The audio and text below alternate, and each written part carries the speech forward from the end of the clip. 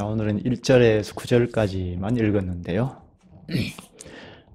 오늘 본문은 사울이 예수 그리스도를 믿는 자들을 박해하고 잡으러 저 다메섹까지 올라가다가 예수를 만난 사건입니다. 부활하신 예수 그리스도를 만나서 그 자리에서 새로 회심 사건이라 할 수 있는데요. 새로 나는 사건이 되겠습니다. 부활하신 예수 그리스도를 만남으로 지금까지 행했던 그 행위를 딱 정지를 합니다. 지금까지 행했던 행위는 예수 그리스도를 믿는 자들을 엄청나게 박해를 했던 거죠. 말할 수 없는 박해를 했는데 그 일을 딱 멈춥니다. 그리고 완전히 돌이켜서 예수를 믿는 자들을 박해했던 그 일을 자기가 지금 예수 그리스도를 믿게 될 뿐 아니라 예수 그리스도를 증언하는 자로 바뀝니다.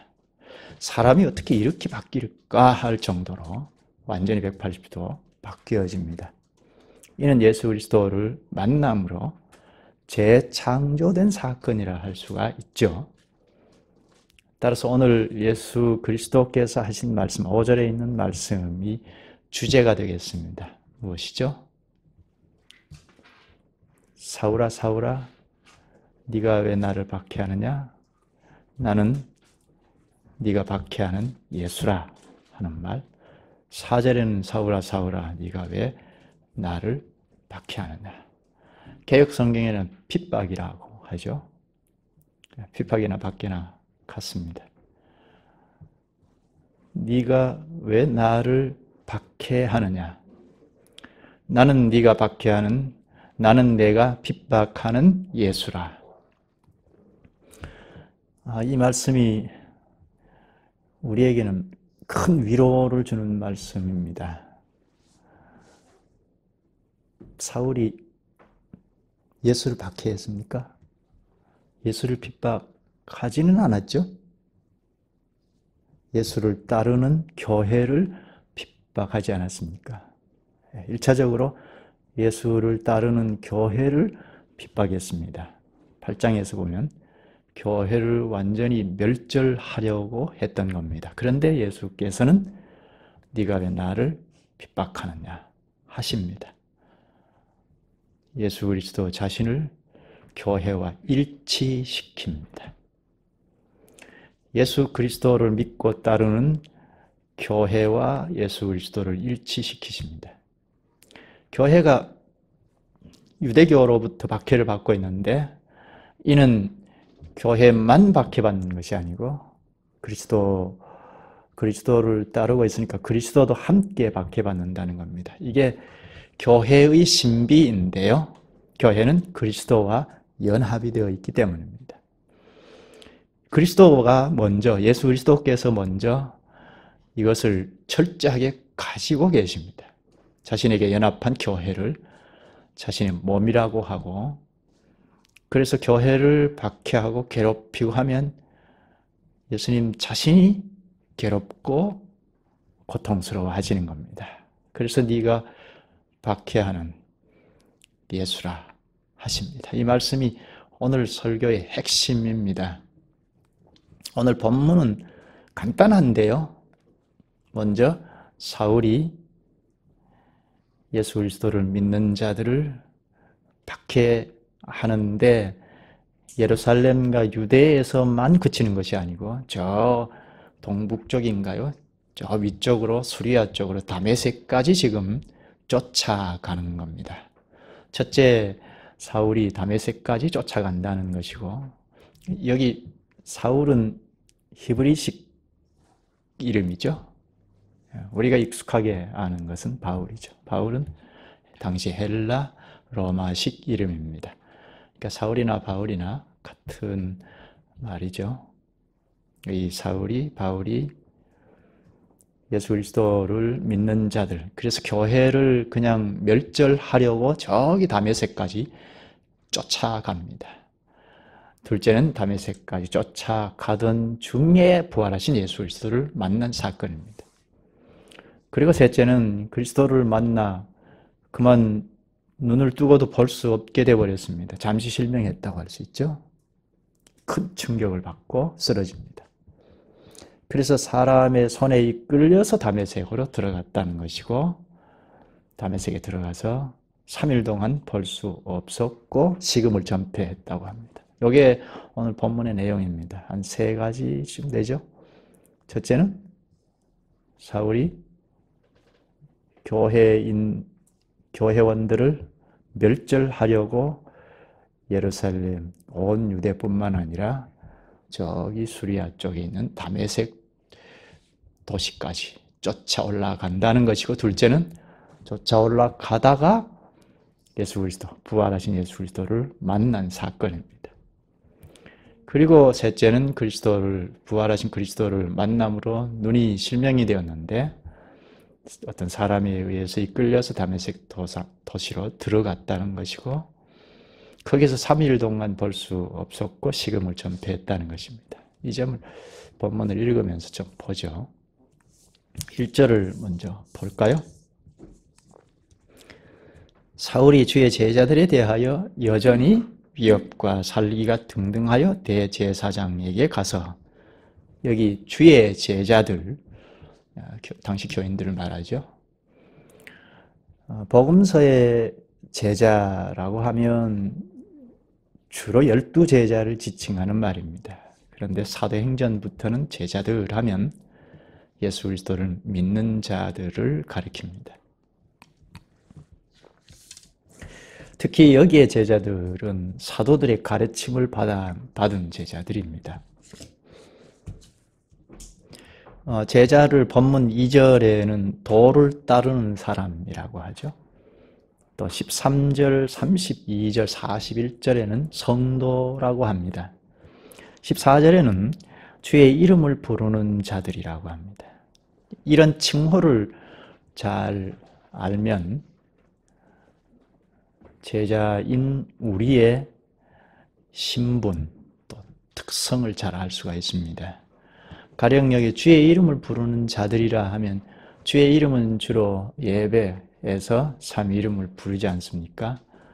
그러니까 예수 믿는 사람을 예배하는 사람들이라고 할 수 있죠. 성도라고 지칭한다면 거룩한 무리들이 예수 믿는 사람이다, 그렇게 말할 수 있죠. 여기 1절에 여전히 위협과 살기가 등등하여, 이건 핍박의 정도가 아주 심하다는 말이죠. 심각한 걸 말합니다. 여기 살기는 직역하면 살인이라는 말입니다. 살인하기 위해서, 죽이기 위해서 위협을 가하는 걸 지금 말하죠. 여전히 위협과 살기가 등등하여 합니다. 여전하다. 이건 우리가 지난번엔가요 봤죠. 8장에서 사울이 중심이 되어서 교회가 큰 박해를 받는, 그러니까 유대교가 사울이 전면에 있고 기독교회를 극도로 박해하지 않습니까? 스데반을 죽인 그것을 기점으로 해서 이제 교회를 완전히 없애버리려고 박해를 심하게 하는데, 그게 지금도 여전하다는 겁니다. 26장 10절에 근거하면 사울이 많은 신자를 옥에 가두고 죽음으로 내모은 것을 알 수가 있습니다. 부활하신 예수님을 만나기 직전까지는 계속해서 남녀를 물온하고 끌고 와서 옥에 가두고 죽이는 것을 그치지 않고 행하고 있습니다. 멈출 줄 모릅니다. 당시 기독교인들이 어땠을까요? 죽이기 위해서 위협을 가하면서 마구잡이로 잡아가니까 두려워서 흩어지지 않을 수 없죠. 숨지 않을 수 없습니다. 다 흩어졌는데, 숨었는데, 그러나 8장에 보면 두루 다니며 복음의 말씀을 전했다고 합니다. 이게 그리스도의 증인들의 모습입니다. 위협을 가하고 죽이려고 박해를 심하게 할 때는 도망치기도 합니다. 그러면서 두루 다니며 복음을 전합니다. 2절을 볼까요? 다메섹 여러 회당에 가져갈 공문을 청하니 이는 만일 그 도를 따르는 사람을 만나면 남녀를 막론하고 결박하여 예루살렘으로 잡아오려 함이라. 남녀를 막론하고 결박하여 예루살렘으로 잡아오려 함이라. 앞에는 다메섹 여러 회당에 가져갈 공문을 청하니 대제사장에게 체포령 공문을 청했다는 겁니다. 여기 다메섹은 여러 회당이 있다고 하죠. 다메섹은 예루살렘 동북쪽으로 저기 지도상으로 보면 좀 위쪽인데요. 예루살렘을 중심으로 보면 아래로 내려간다고 하는데 수리아 지역의 도시입니다. 예루살렘에서는 한 200km 정도 됩니다. 거리가 상당한 거리이죠. 사람 걸음걸이로 도보로 한 4일에서 빠르면 4일에서 늦으면 6일 정도 걸리는 거리가 됩니다. 그런데 거기에는 유대인이 한 4만 명 살고 있다고 하는데요. 아마 기독교인들이 그쪽으로 많은 수가 피신했던 것 같습니다. 그런데 사울을 중심으로 해서 박해하는 일행들이 대제사장에게 체포령 공문을 발급을 받아서 지금 다메섹 그 먼 거리를 단숨에 쫓아가고 있습니다. 무서운 사람들이죠. 그 중심에 사울이 있는데요. 박해를 적극적으로 하는 일행들이 지금 쫓아가고 있습니다. 다메섹에 있는 기독교인들은 두렵기 짝이 없을 겁니다. 이 사실을 안다면요. 이 일이 무서운 것은 사명감을 가지고 한다는 겁니다. 하나님의 이름으로 하나님의 영광을 전면에다 놓고 한다는 겁니다. 이 일이 참 무서운 일입니다. 오늘날에도 마찬가지입니다. 오늘날에도 사명감을 가지고 하는 데서 무서운 일이 발생합니다.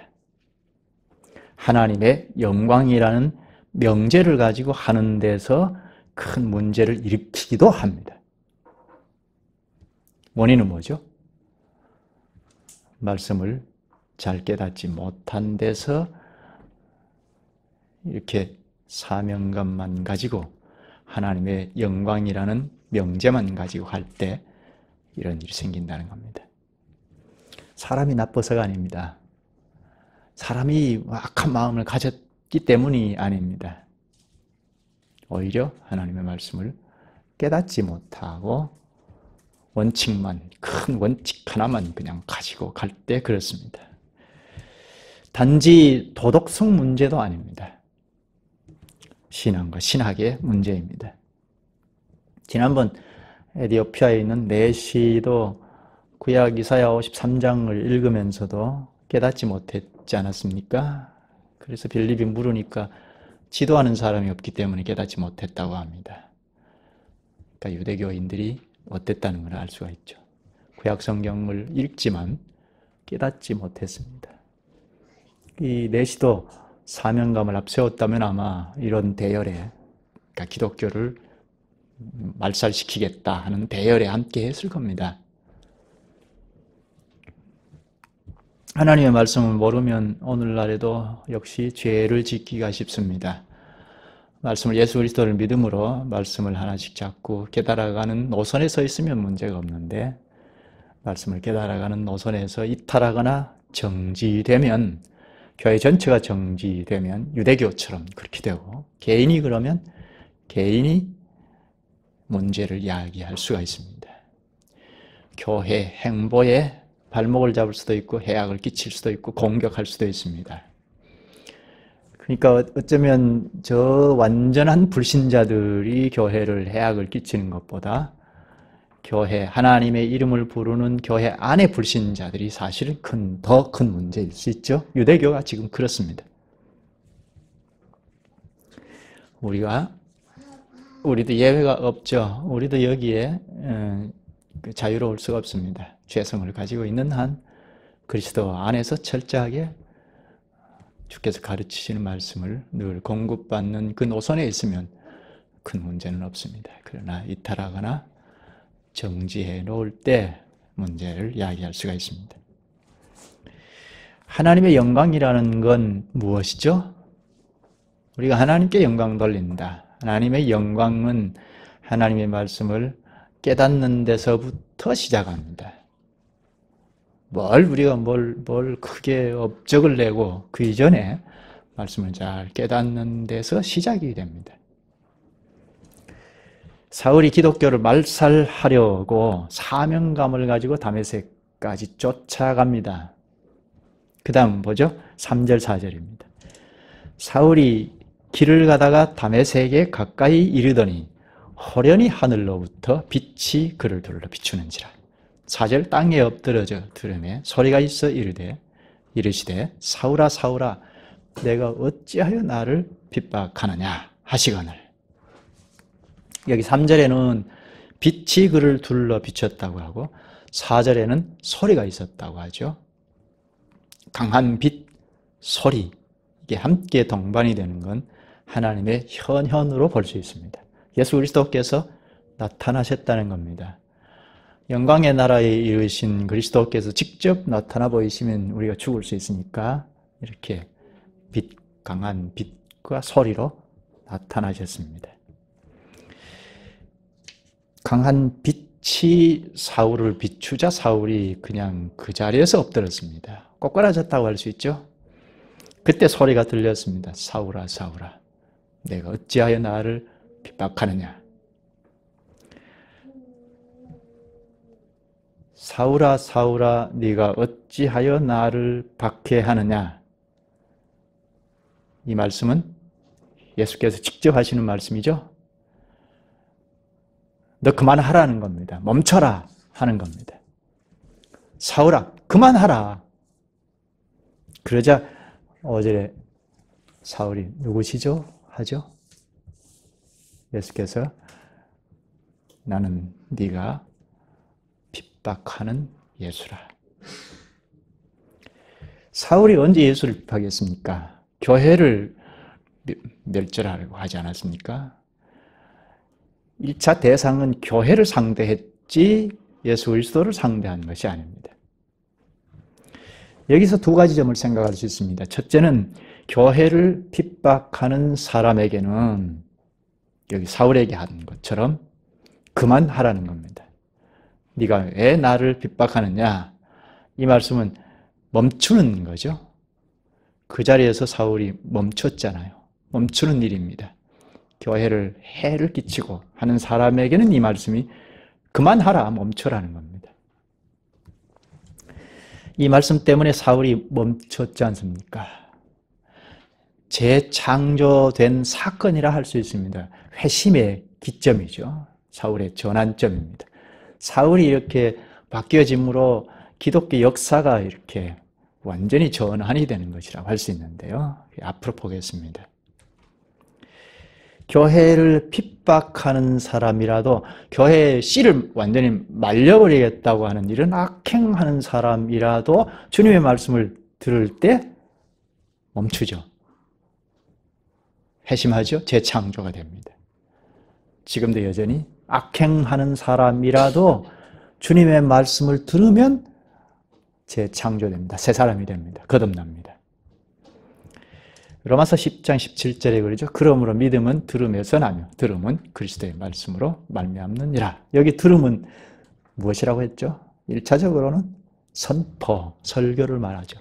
들려지는 것, 들려지는 것이니까 설교입니다. 어떤 악행한 자라도 설교를 들으면 믿음은 들음에서 나며 그리스도를 대언하는 설교를 들으면 믿음이 없던 사람도 난다는 겁니다. 믿음이 있는 사람은 그 믿음이 점점 자라간다는 겁니다. 왜요? 그리스도의 말씀이기 때문입니다. 그러니까 설교가 참 중요하죠. 그리스도의 말씀이어야 한다는 겁니다. 그리스도를 대언하는 것이어야 한다는 겁니다. 그리스도를 대언하는 일이 아니면 거기에 가감하거나 희석하거나 구부리게 되면 그건 성령 하나님께서 쓰실 수가 없습니다. 아무리 사람들에게 감동을 끼친다 하더라도 감동은 우리가 집에서 좋은 드라마를 봐도 감동하잖아요. 좋은 영화를 보면 그야말로 감동이 되죠. 그래서 내가 정신 차리고 살아야겠다는 이런 도전도 받습니다. 그러나 근본적인 건 바뀌지 않습니다. 사람의 근본을 바뀌려면, 그러니까 개혁이 되려면 또는 중생하려면, 재창조되려면 이건 하나님께서 하시는 일이어야 하는데, 그건 하나님을 대언할 때 바뀌어지는 겁니다. 대언의 설교를 들을 때 회심합니다. 그래서 설교가 중요합니다. 그리스도의 말씀이어야 하고, 그리고 그리스도의 말씀이면 우리는 그 말씀을 들어야 합니다. 그러면 우리가 자꾸 바뀌어 변화됩니다. 이 사울 같은 사람도 완전히 재창조가 되죠. 나는 네가 핍박하는 예수라. 이 말씀은 죄악을 행하고 있는 사람에게는 그만하라 하는 말씀이고, 그리고 둘째, 교회인 우리에게는 큰 위로입니다. 가슴 벅찬 말씀입니다. 왜 그렇죠? 나는 내가 핍박하는 예수라. 사울의 일행은 교회를 핍박했지 않습니까? 그런데 예수님은 자신을 핍박했다고 합니다. 이게 어떤 원리죠? 교회가 그리스도와 신령하게 연합이 되어 있기 때문입니다. 접붙여져 있습니다. 그래서 그리스도의 몸이라고 하죠. 교회는 그리스도 예수와 연합을 이루고 있습니다. 이건 예수님의 말씀입니다. 네가 교회를 박해하거나 하지 않고 나를 박해한다 하십니다. 교회와 자신을 일치시키십니다. 그러니까 교회가 예수 그리스도이고 예수 그리스도가 교회이죠. 이것은 최초 사람 아담을 지으실 때부터 계획하신 것입니다. 아담으로부터 오고는 모든 사람들이 그리스도 안에서 신령한 연합을 이루어 사회를, 하나님 나라이죠. 하나님 나라를, 저 영광의 정점에 가서는 하나님 나라를 활짝 꽃이 피는, 그걸 목적으로 하고 아담을 지으셨습니다. 근데 창세기 3장에서 그걸 다 파괴해버렸죠. 나는 하나님같이 되겠다는 하와의 말을 듣고, 사탄의 말을 듣고, 하와와 함께 하나님같이 돼버렸죠. 하나님의 지도를 안 받겠다 하고 독립을 선언했습니다. 그래서 그때부터는 만인류가 다 하나님 자리에 딱 앉아서 생각하고 말하고 행동합니다. 하나님같이 생각하니까 남도 찍어 누르는 겁니다. 이렇게 사울처럼 죽이는데도 적극 가담하는 겁니다. 그런데 예수 그리스도께서 오셔서 이렇게 파괴되어 버린 하나님 나라 사회, 예수 그리스도 안에 연합이 된 나라 사회를 다시 시작하셨죠. 그래서 그리스도 안으로 다 구원하셔서 교회 형태로 이 땅에 나타내셨습니다. 그래서 교회를 기관으로 해서 점점 회복해 가십니다. 무엇이요? 그리스도의 몸과 같은 사회를, 한 사람과 같은 사회를 형성하고 점점 회복해가는 일을 예수 그리스도께서 주도적으로 하십니다. 우린 여기에 수적으로 참여하고 있죠. 그래서 나는 네가 박해하는 예수다 하신 것입니다. 교회는 우리가 예수 그리스도를 믿음으로 박해를 받는다면, 박해받습니까? 예수 그리스도를 믿기 때문에 고난을 받습니까? 예수 그리스도 때문에 손해가 있습니까? 그리스도께서 오늘 말씀하십니다. 나는 네가 핍박하는 예수라. 네가 나 때문에 핍박을 받느냐? 고난을 받느냐? 손해가 있냐? 나도 같이 손해를 보고 있다. 나도 같이 박해를 받고 있다. 이게 우리에게 위로가 됩니다. 우리가 그리스도 때문에 힘겨운 일이 있습니까? 그리스도가 함께 하십니다. 이게 불신자하고 다릅니다. 왜 그렇죠? 그리스도의 수족이기 때문입니다. 연합해 있기 때문입니다. 이것 때문에 사도가 바울이 회심한 다음에 한 말씀인데 골로새서 1장 24절에 그리스도의 남은 고난을 그의 몸인 교회를 위하여 내 육체에 채우노라. 이게 크리스찬들의 사고방식입니다.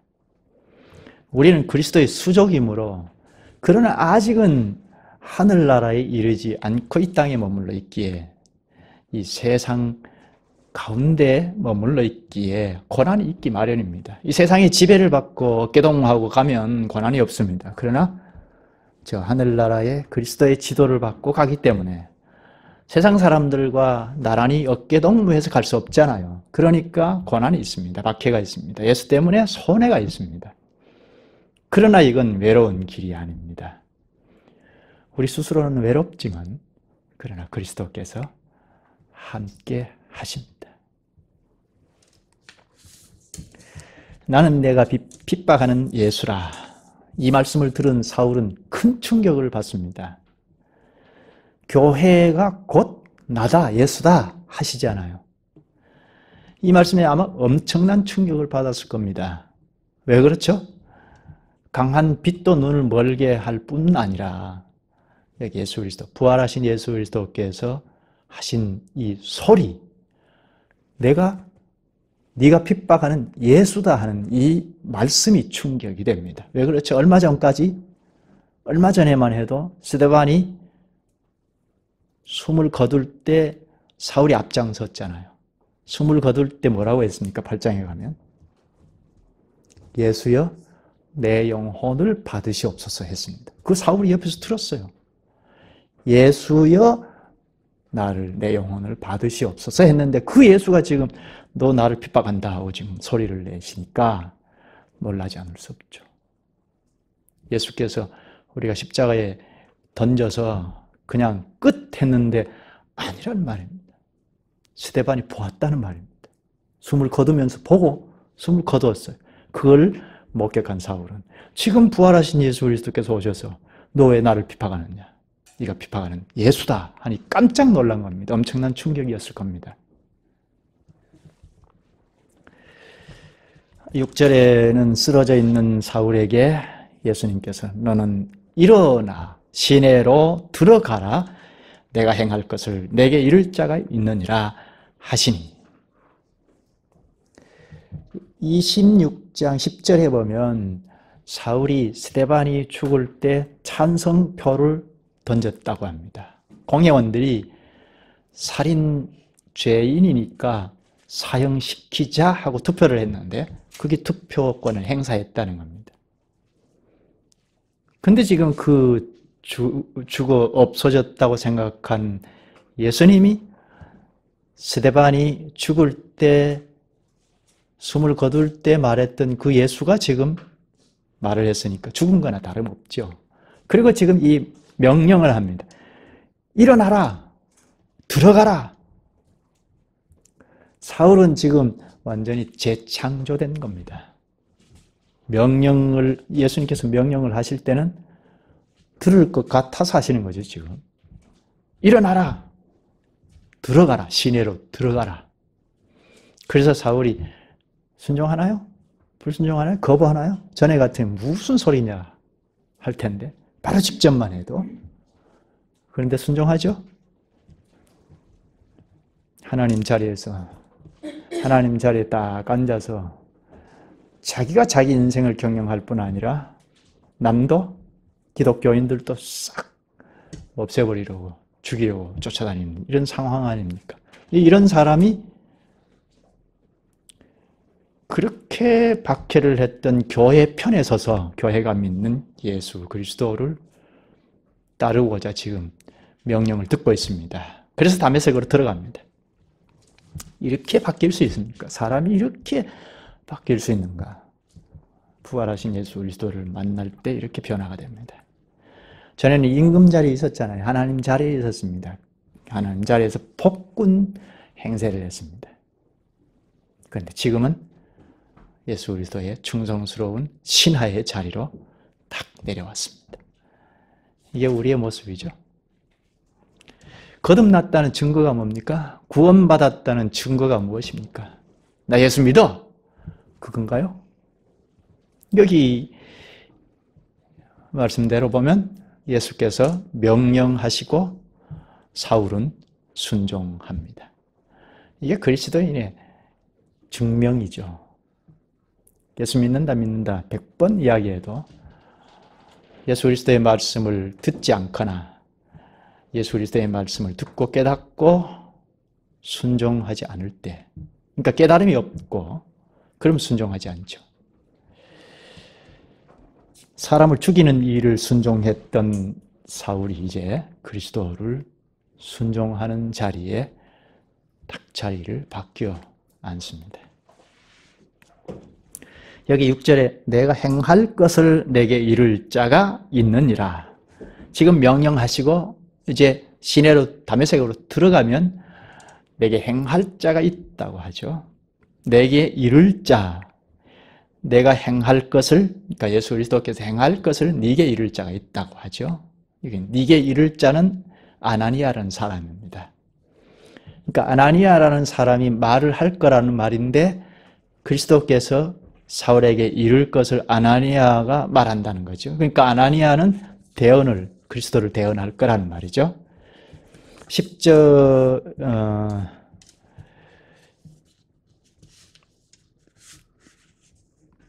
여기 15절, 16절 한번 읽어볼까요? 직접.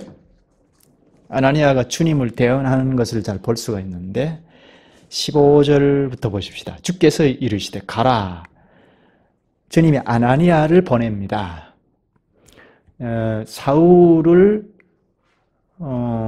다메섹 시내로 보내면서 주님이 말씀하시고 또 아나니아에게도 지금 말씀하십니다. 가라. 이 사울은 내 이름을 이방인과 임금들과 이스라엘 자손들에게 전하기 위하여 택한 나의 그릇이라. 그가 내 이름을 위하여 얼마나 고난을 받아야 할 것을 내가 그에게 보이리라 하시니. 우리가 성경 낭독할 때는 지금 뒤쪽에까지 쭉 보았지 않습니까? 아나니아가 이 사람은 교회를 완전히 박해하려고 지금 난리법석이고 지금 다메섹 도시까지 지금 오고 있는 이런 상황인데 이 자에게 지금 이렇게 말씀하시다니요. 이렇게 하지 않았습니까? 근데 예수 그리스도께서 하신 말씀을 대언을 하죠. 사울은 이방인과 임금들과 이스라엘 자손들에게 전하기 위하여 택한 나의 그릇이라 하십니다. 16절은 고난의 길을 가야 한다. 사울이 앞으로 고난의 길을 가야 한다 하죠. 사도의 길을 가는 겁니다. 이때부터 사도의 길을 나서죠. 주께서 사람을 완전히 바꿔놓습니다. 그렇게 살기 등등 하던 사울이었는데 불과 2, 3일 사이에 바로 복음을 전합니다. 3일 동안 눈을 뜨지 못해 식음을 전폐했는데 그 다음에 바로 복음을 전합니다. 다음 시간에 보겠습니다. 근데 이걸 오늘날에 우리가 모델로 삼아서 예수 그리스도를 믿고 뜨거운 가슴을 가지고 나도 선교사가 되어야 하겠다 하고 뛰어들면 됩니까? 그걸 우리가 다 무시할 수는 없습니다. 지지할 수 있어야죠. 그런데 순서가 있죠. 대번에 선교사를 뛰어들어서 뭘 한다는 말입니까? 이제 겨우 자기가 시작했잖아요. 당시 사울은 율법 교사였잖아요. 율법에 능통했습니다. 이는 구약 성경에 능통했다는 겁니다. 다만 그리스도를 몰랐다는 것뿐이죠. 근데 예수는 그리스도다 하는 것을 깨닫고 나자 어떻게 됐습니까? 우리는 이거는 충분히 합리적인 짐작을 할 수 있죠. 구약 성경에 관통을 했다는 겁니다. 예수 그리스도와 관통하게 되었다는 겁니다. 그러니 얼마든지 선교사로 이방인들의 사도로 복음을 전해서 주님의 교회가 무엇인지 알고 잘 세울 수가 있죠. 근데 이제 예수 그리스도를 믿는 우리는 이방인이고 이제 그리스도 안에서 시작이에요. 구약도 배워야 하고 신약도 배워야 하고 이제 시작이니까 이모저모 배워가야 하죠. 그래서 나중에 다시 한번 선교사를 부를 수도 있죠. 그때까지 열심히 자기가 깨달아가는 것이 사명이죠. 그 다음 7절을 볼까요? 같이 가던 사람들은 소리만 듣고 아무도 보지 못하여 말을 못하고 서 있더라.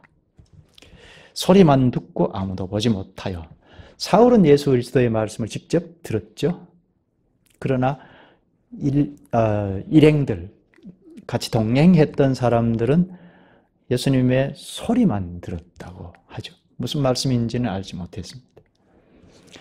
그 다음에 8절, 9절은 사울이 다메섹에서 있게 된 사실을 말합니다. 8절은 보지 못하기 때문에 어떤 사람의 손에 이끌려서 다메섹 도시로 들어갑니다.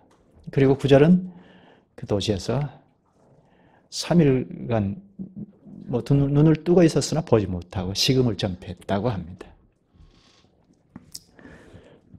오늘 우리에게 말씀하신 그 핵심적인 내용은 나는 내가 핍박하는 예수라 하는 말씀입니다. 첫째, 교회를 향하여 해악을 끼치는 사람은 이 말씀이 그만이다, 멈춰라 하는 말씀이죠. 교회는 그리스도와 연합되어 있기 때문입니다. 그러니까 그리스도께서 여기 전제하는 것이죠. 예수 그리스도께서 교회는 자신이라는 걸 일치시키죠. 이게 아주 중요한 가르침이죠. 우리가 성경을 보면 1부터 10까지, 1부터 10까지라면 1, 2, 3, 4까지는 그냥 안 가르쳐서 성경 교사에게 맡겼고 5, 6, 7, 8 이렇게 가르쳤거든요. 그러니까 예수 그리스도께서 교회와 연합이 되어 있고 그래서 네가 나를 박해하는 것이 아니지만 교회를 박해하는 것이지만 교회와 연합한 내 몸이기 때문에 내가 박해를 받는 것이다. 이렇게 말하지 않았다는 겁니다. 그러니까 1, 2, 3, 4는 일단 안 것으로 전제하고 너가 나를 핍박한다 한 겁니다. 그러니까 교회를 자꾸 해치는 자는 이 말씀이 멈춰라 하는 것입니다. 그러니까 누구든지 악행하는 자라 하더라도 예수 그리스도의 말씀을 이렇게 직접 들어야 하죠. 그래야 돌이킵니다. 여기 교회와 그리스도와 연합되어 있음을 우리가 아주 철두철미하게 인식하고 있어야 하겠습니다. 교회는 그리스도와 연합체이다 하는 사실. 여기서 생각할 점은 그러니까 교회를 배제하고 우리가 존재할 수 없다는 것. 그리고 성경을 볼 때 첫째 성경을 볼 때 교회를 배제하고 읽으면 안 된다는 것. 이건 철저하게 가지고 있어야 합니다. 구약이 되었든 신약이 되었든 어떤 본문이든지 그 전제는 교회가 전제가 되어 있어야 한다는 겁니다. 교회가 삭제되면 개인적으로 그냥 읽고 은혜 누린다고 개인주의 신앙으로 나가버리기가 쉬워요. 그리고 성경 해석이 그렇게 되면 잘못 해석되는 거잖아요. 언제든지 하나님께서 그리스도께서 우리를 다스리시고 쓰실 때는 거룩한 사회의 한 분자라는 것을 생각하시고 쓰십니다. 그러니까 거룩한 사회의 어떤 부분을 담당하도록 쓰신다는 겁니다.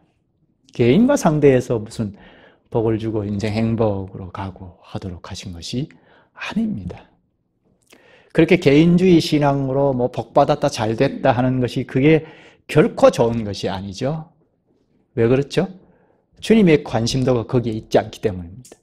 잘 되는 것 같지만 그게 어려운 거고 힘겨운 거고 그게 주님 앞에 책망, 질책을 받는 것, 심판을 받는 것입니다. 그리고 하나는 교회는 고난이 있다는 것입니다. 그리스도와 연합이 되어 있기 때문입니다. 우리는 아직 하늘에 계신 그리스도에게 올라가지 않기 때문에 이 땅에 있는 동안 할 일이 있기 때문에 마땅히 고난이 있다는 겁니다. 고난이 있기에 과연 우리는 그리스도의 분자이다 하는 것을 증명하는 겁니다. 우리는 과연 그리스도의 증인이다 하는 것을 증명하는 겁니다. 권한이 없으면요, 의심이 가죠. 그리스도를 믿는데 권한이 없다. 그건 의심이 갑니다. 그리스도의 수족이기 때문입니다. 앞에서 보았습니다만, 그래서 회심한 바울도 골로새서 1장 24절에 그리스도의 남은 고난을 교회를 위하여 내 육체에 채우노라 합니다. 셋째는 고난이 있으나 이 고난은 우리 스스로 우리만 받는 고난이 아니다는 겁니다. 하늘 보좌 우편에 계신 그리스도께서 함께 받는 고난이다 하는 것입니다. 나는 내가 핍박하는 예수라. 네가 핍박을 받느냐? 고난을 받느냐? 손해를 당하는 것이 있느냐? 나도 함께 거기에 있다 하십니다. 우리가 많이 힘겹잖아요. 힘겹죠. 더더욱이 그리스도를 믿는 믿음 때문에 힘겨운 것이 있습니까? 외로운 것이 있습니까? 그리스도께서 함께 하십니다. 기도하시죠. 자비하신 주님, 주님께서 오늘 저희에게 가르쳐 주신 말씀이 저희에게 큰 위로가 되고 격려가 되고 가슴 벅찬 일이 되옵나이다. 나는 내가 핍박하는 예수라 하는 이 말씀, 우리가 하는 모든 일에서 그리스도께서 함께 하심을 여기서 가르쳐 주시옵나이다. 주님의 몸인 교회에 해악이 되는 일이 우리가 행하는 일에서 없는지 돌아보게도 하시옵나이다. 그렇다면 하던 것을 저희들이 멈추라 하시는 주님의 말씀을 수납하게 하시옵소서. 또한 주님을 따르고자 하다가 핍박이나 고난이 있으면 주께서 저희와 함께 그 일을 받으신다는 것을 가르쳐 주셨사오니 저희가 주님을 굳게 의지하고 주님의 크신 위로 가운데 살게 하시옵소서. 저희가 홀로 외로운 길을 가는 것이 아님을 저희가 늘 의식할 수 있게 하시옵소서. 예수님의 이름으로 기도하옵나이다. 아멘.